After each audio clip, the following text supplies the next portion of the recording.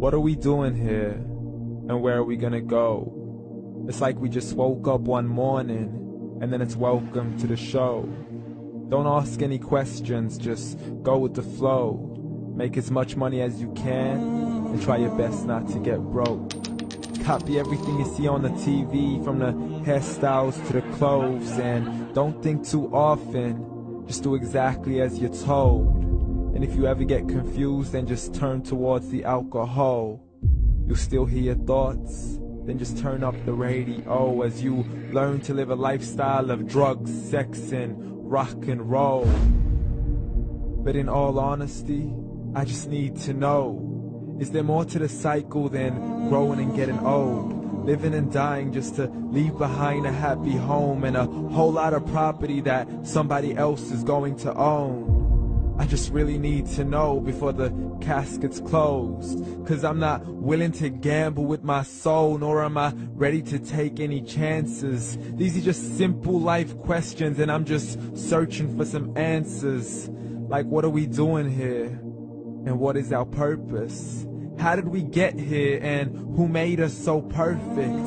And what happens once we go, or is this world all really worth it? Questions we don't answer because apparently we don't really have to. There's no purpose to this life and our existence is merely natural. Then in that case, please let me ask you, did you create yourself, or was it somebody else who had fashioned you? 'Cause you're a being that's impeccable, faultless and unparalleled. You're a product of supreme intelligence, and I'm merely being rational. For there isn't a camera on this earth that can come close to the human eye, nor a computer that can compete alongside the human mind. And if the whole world was to come together, we wouldn't be able to create a single fly. So many signs, yet we still deny. As science tries to justify that all this could come from none, when it's a simple sum. 0 plus 0 plus 0 cannot possibly ever give you 1. So from where did all this order come?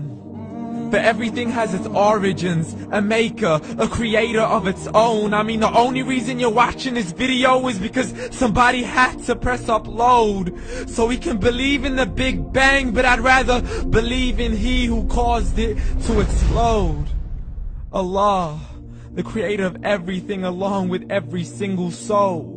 The ever-living, the master, the only one who is in control. Unlike his creation, beyond our imagination. And no, he's not a man, nor does he have any partners in association. He's on his own. And no, he did not ever leave us alone. Just like every manufacturer, he left us with an instruction manual. The Quran and Islam, and I'm sorry to jump to conclusions, but it's the only one possible.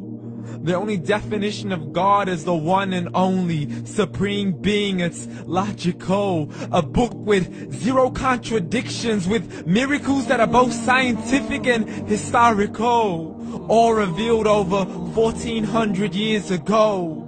Like the detailed description of the human embryo. The descriptions of the human embryo in the Quran cannot be based on scientific knowledge in the 7th century. To the mountains as pegs holding firm the earth below, and the 2 seas that don't mix in a complete separate flow. To the planets in orbit, alternating night and day as they stay in flow. The expansion of the universe and the creation of everything from H2O.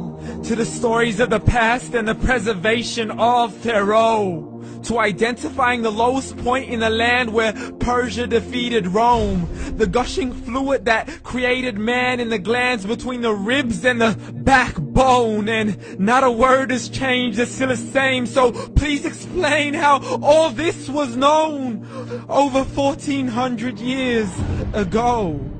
To a man who couldn't read or write, as he would recite whatever the angels spoke.